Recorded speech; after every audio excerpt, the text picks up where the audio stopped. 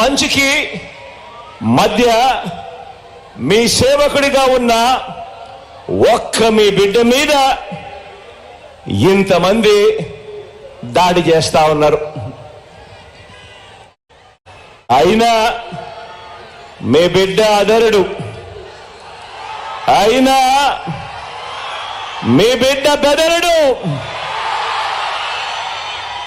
కారణం ప్రజలనే శ్రీకృష్ణుడి అండ ఉన్న అర్జునుడు మీ బిడ్డ. చేసిన మంచి మీద ఆ దేవుడి మీద నమ్మకం ఉంది కాబట్టి అర్జునుడి మీద ఒక బాణం వేసినంత మాత్రాన కురుక్షేత్ర సమరంలో కురుక్షేత్ర యుద్ధాన్ని కౌరవులు గెలిచినట్టు కాదు. ఒక బాణం వేసినంత మాత్రాన, జగన్ మీద ఒక రాయి విసిరినంత మాత్రాన, జగన్ మీద ఒక రాయి విసిరినంత మాత్రాన జరగబోయే ఎన్నికల కురుక్షేత్రంలో ఆ దుష్ట చతుష్టయం ఓటమిని, ఆ పెత్తందారుల ఓటమిని, మన పేదల ప్రభుత్వం గెలుపును ఎవ్వరూ ఆపలేరు. ఇలాంటి దాడుల వల్ల నా సంకల్పం చెక్కు చెదరదు. పైగా ఈ స్థాయికి వీరు దిగజారారు అని అంటే దాని అర్థం ఏమిటి? ఈ స్థాయికి వారు దిగజారారు అని అంటే దాని అర్థం ఏమిటి? విజయానికి మనం అంత చేరువుగా ఉన్నామని, విజయానికి వాళ్ళంత దూరంగా ఉన్నారనే కదా దాని అర్థము.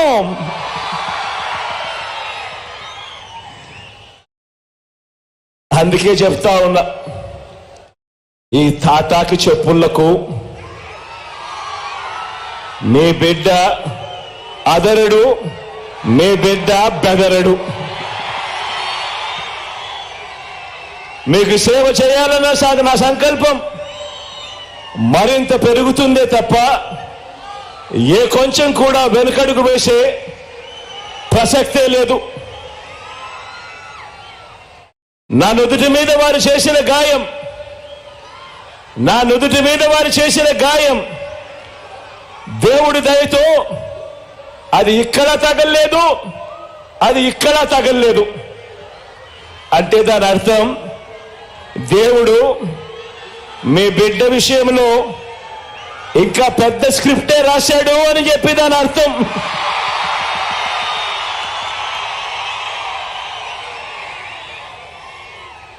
నా నుదుటి మీద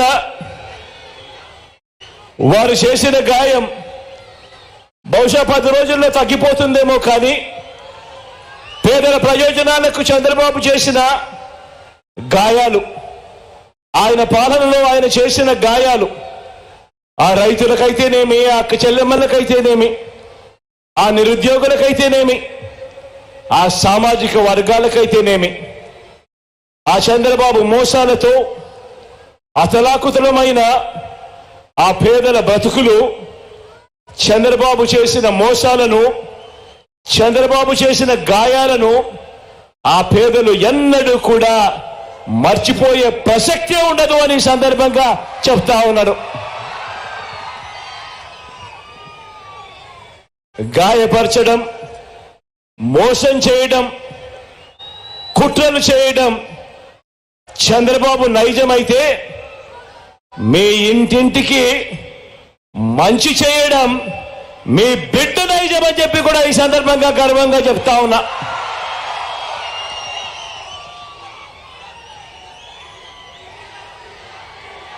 ఈ కూటమి నాయకుడు ఈ చంద్రబాబు గారి 30 ఏళ్ల ఫిలాసఫీ ఒకసారి చూడండి. 30 సంవత్సరాల చంద్రబాబు ఫిలాసఫీ ఒకసారి గమనించండి. పేద ప్రజలకు ఏ మంచి ఇవ్వద్దు అని, పేద ప్రజలకు ఏ మంచి చేయొద్దు అన్నది చంద్రబాబు ఫిలాసఫీ. ఇలా ఎంతమందికి చంద్రబాబు ఇవ్వద్దు అని చంద్రబాబు వాదించాడు. గుర్తు తెచ్చుకుంటే బాబు ఎలాంటి వాడు అందరికీ కూడా అర్థమవుతుంది. ఆయన నైజం. రైతులకు ఉచిత విద్యుత్ ఇవ్వద్దు అన్నది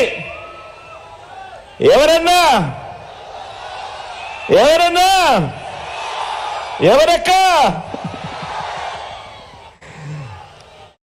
మీరే చెప్పండి. రైతులకు ఉచిత విద్యుత్ ఇస్తే ఆ తీగల మీద బట్టలారేసుకోవాలి అని ఇవ్వద్దు అని ఎవరు చెప్పారు?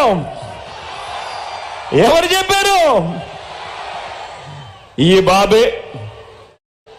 కిలో 2 రూపాయలకే, కిలో 2 రూపాయలకు బియ్యం ఇవ్వద్దు అని ఎన్టీఆర్ను దింపేసి 5 రూపాయల 25కు పెంచేసింది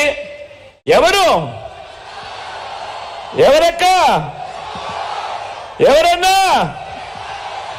అది ఈ బాబే. ప్రభుత్వ ఉద్యోగాలు ఇవ్వద్దు అన్నది ఎవరంటే ఆ దౌర్భాగ్యం కూడా ఈ బాబే.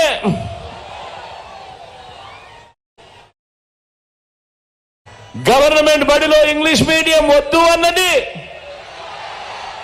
గవర్నమెంట్ బడులలో ఇంగ్లీష్ మీడియం వద్దు అన్నది, ప్రభుత్వ బడులను పాడు పెట్టినది ఎవరక్క? ఎవరన్నా? అది కూడా ఈ బాబే. పేదలకు ఇళ్ల స్థలాలు ఇస్తా ఉంటే కులాల మధ్య సమతుల్యం దెబ్బతింటుంది అని ఏకంగా పేదలకు ఇళ్ల స్థలాలు ఇవ్వకూడదు అని కోర్టులకు వెళ్ళి కేసుని వేసింది ఎవరక్క? ఎవరన్నా? ఎవరు తమ్ముడు? అది కూడా ఈ బాబే. తాను ముఖ్యమంత్రిగా ఉంటూ తానే అవహేళన చేస్తే ఎస్సీలు బీసీలు తానే తొలనాడితే వారిని గ్రామాల్లో వారి పరిస్థితి ఏమిటి అని కనీసం ఇంకిత జ్ఞానం కూడా లేకుండా ఆ ఎస్సీలను ఆ బీసీలను అవహేళన చేసిన వ్యక్తి ఎవరక్క? ఎవరు చెన్నమ్మా? ఎవరన్నా? ఎవరు తమ్ముడు? అది కూడా ఈ బాబే. విడగొట్టిన రాష్ట్రానికి ప్రత్యేక హోదా వద్దు అన్నది ఎవరు? ప్రత్యేక హోదా ఏమైనా సంజీవిని అన్నది ఎవరక్క? ఎవరన్నా? అది ఆ హోదాను తాకట్టు పెట్టింది ఎవరు అని అంటే అది కూడా ఈ బాబే.